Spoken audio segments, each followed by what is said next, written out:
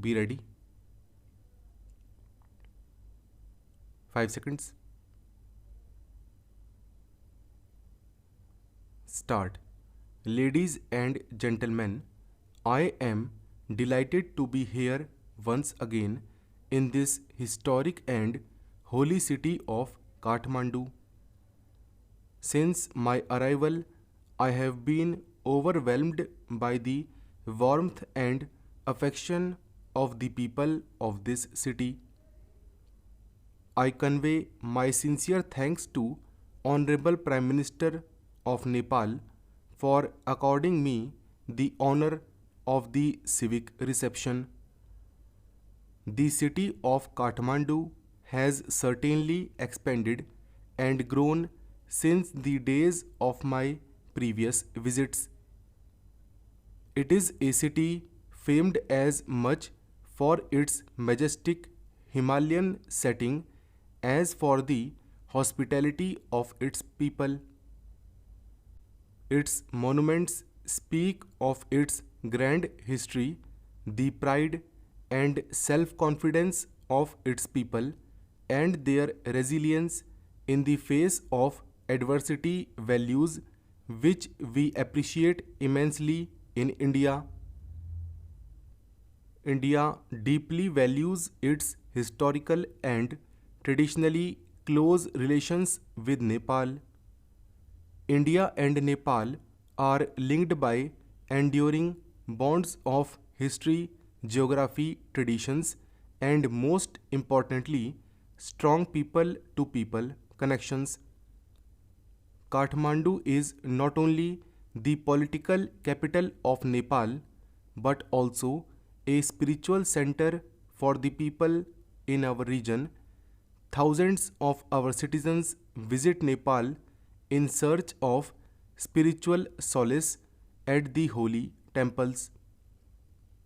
Similarly, people from Nepal visit Varanasi in the north and Rameshwaram in the south in search of spiritual inspiration.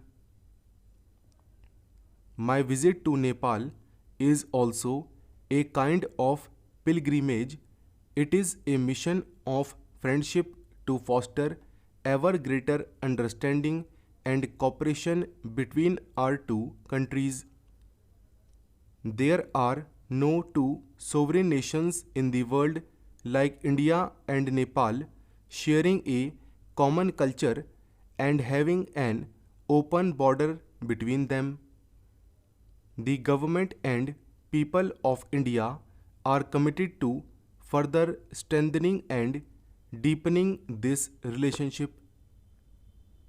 India fondly remembers the support that her freedom fighters received from the leaders and people of Nepal during our struggle against foreign rule. Today, as Nepal is engaged in consolidating the gains of democracy, empowering its citizens, and pursuing the goals of peace and development, India is happy to support Nepal's efforts. We wish the people of the government of Nepal every success in the important task of implementing its constitution, taking on board all the sections of its society. As to developing economies, we have a shared vision of economic prosperity and sustained development for our respective nations and also our region. As a neighbor and close friend, India has an abiding interest in seeing sustained economic development in Nepal. Our development partnership covers a broad canvas of projects in both countries. The Government of India has taken some new initiatives in economic policies and has been emphasizing innovation, research, and technological development to accelerate India's social and economic transformation. These policies are aimed at raising India's agricultural productivity, promoting manufacturing for employment generation and boosting the services industry. India and Israel can work together in each of these areas. Agriculture is the mainstay of the Indian economy. In this vital sector, our government's policy has been to grow more crop per drop. Our farmers face the challenges of uneven distribution of water. We often have floods in one part of the country while there is drought in another. Our scientists should collaborate to deal with these challenges. We also seek assistance to clean our rivers, particularly the Holy Ganga. To stimulate our domestic manufacturing sector, Government of India has launched an ambitious Make in India campaign. Israeli innovation and technology can combine with Indian engineering and scale to manufacture in India. Such a partnership, particularly in the defense sector, has the potential of creating new markets and generating more jobs both in India and Israel. In both our countries, the service sector is growing fast. This is another area where we have complementary strengths. India is one of the largest exporters of software in the world. Every year, more than 4 lakh English speaking engineers graduate from Indian universities.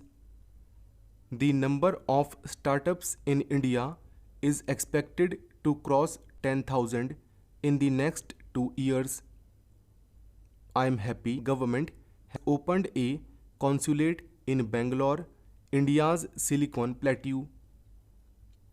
As visitor of 114 institutions of higher learning in India, I have personally placed a great deal of emphasis on developing educational linkages between Indian institutions and universities abroad.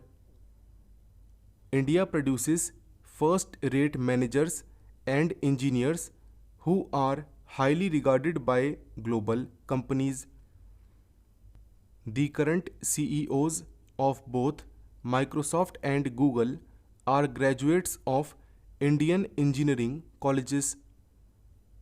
In the coming decade, the emphasis in our educational institutions will be to strengthen innovation and research.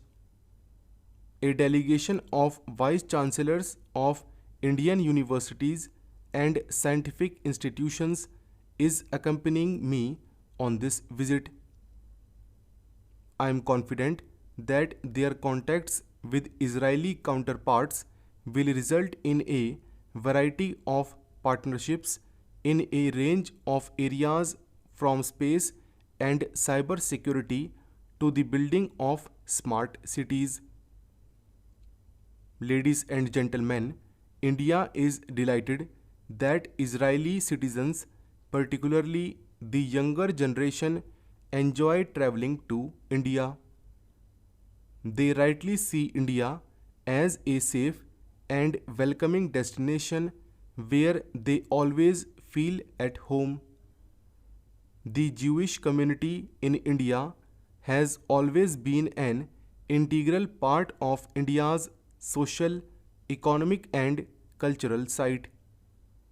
Recently, local authorities have renovated the holy places.